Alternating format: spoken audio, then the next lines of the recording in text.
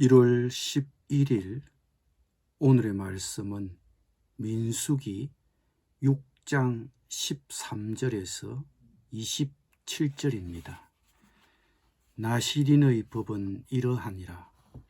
자기의 몸을 구별한 날이 차면 그 사람을 회막문으로 데리고 갈 것이요, 그는 여호와께 헌물을 드리되 번제물로 1년 된 흠 없는 순양 한 마리와 속죄 제물로 1년 된 흠 없는 어린 암양 한 마리와 화목 제물로 흠 없는 순양 한 마리와 무교병 한 강주리와 고운 가루에 기름 섞은 과자들과 기름 바른 무교 전병들과 그 소제물과 전제물을 드릴 것이요, 제사장은 그것들을 여호와 앞에 가져다가 속죄제와 번제를 드리고 화목제물로 순양의 무교병 한 강주리를 아울러 여호와께 드리고 그 소제와 전제를 드릴 것이요, 자기 몸을 구별한 나실인은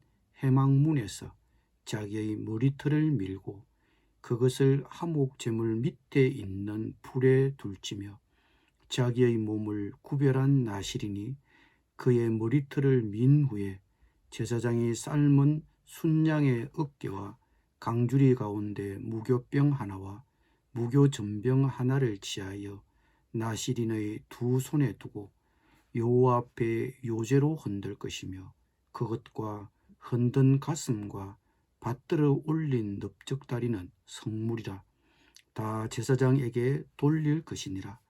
그 후에는 나실인이 포도주를 마실 수 있느니라. 이는 곧 서운한 나실인이 자기의 몸을 구별한 일로 말미암아 여호와께 헌물을 드림과 행할 법이며, 이 외에도 힘이 미치는 대로 하려니와 그가 서원한 대로 자기의 몸을 구별하는 법을 따라 할 것이니라. 여호와께서 모세에게 말씀하여 이르시되 아론과 그의 아들들에게 말하여 이르기를, 너희는 이스라엘 자손을 위하여 이렇게 축복하여 이르되, 여호와는 내게 복을 주시고 너를 지키시기를 원하며, 여호와는 그의 얼굴을 내게 비추사 은혜 베푸시기를 원하며, 여호와는 그 얼굴을 내게로 향하여 드사 평강 주시기를 원하노라 할지니라 하라. 그들은 이같이 내 이름으로 이스라엘 자손에게 축복할지니 내가 그들에게 복을 주리라. 아멘.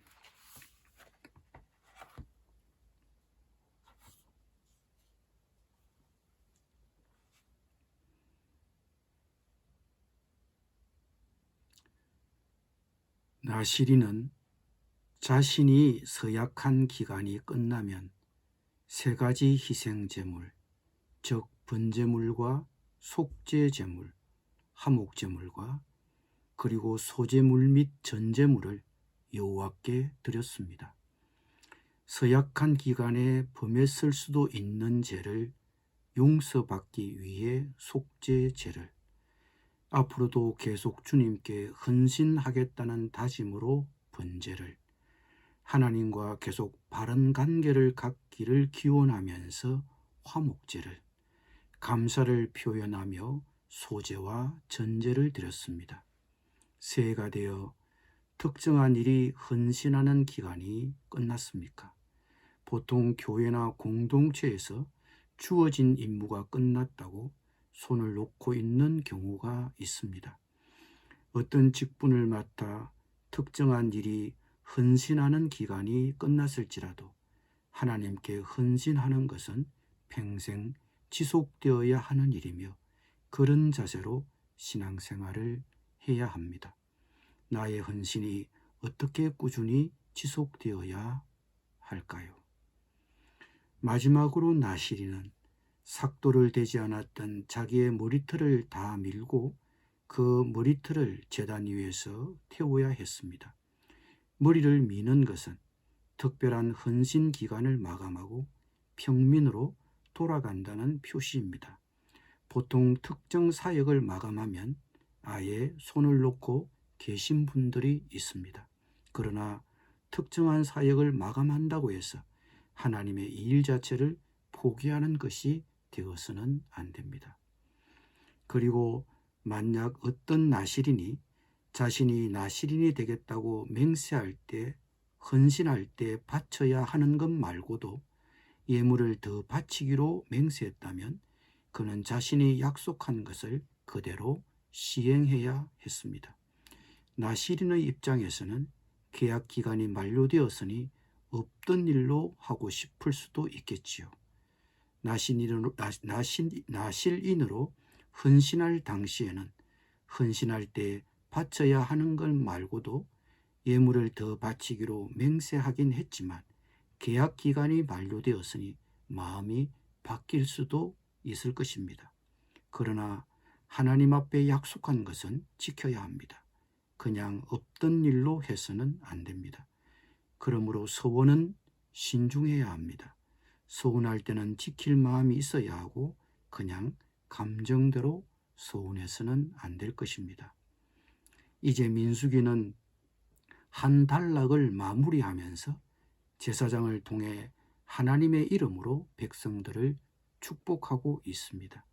이스라엘 백성들은 하나님의 명령에 따라 가나안 정복 전쟁을 앞두고 진을 배열하고 장정은 장정대로 정위치에 모든 봉사자 역시 자신의 자리에서 적절한 일에 착수하고 있습니다. 회중들은 모든 부정에서 떠나 정결하도록 했습니다. 평민이라도 자신을 구별해서 하나님께 드리는 헌신자들이 있었습니다.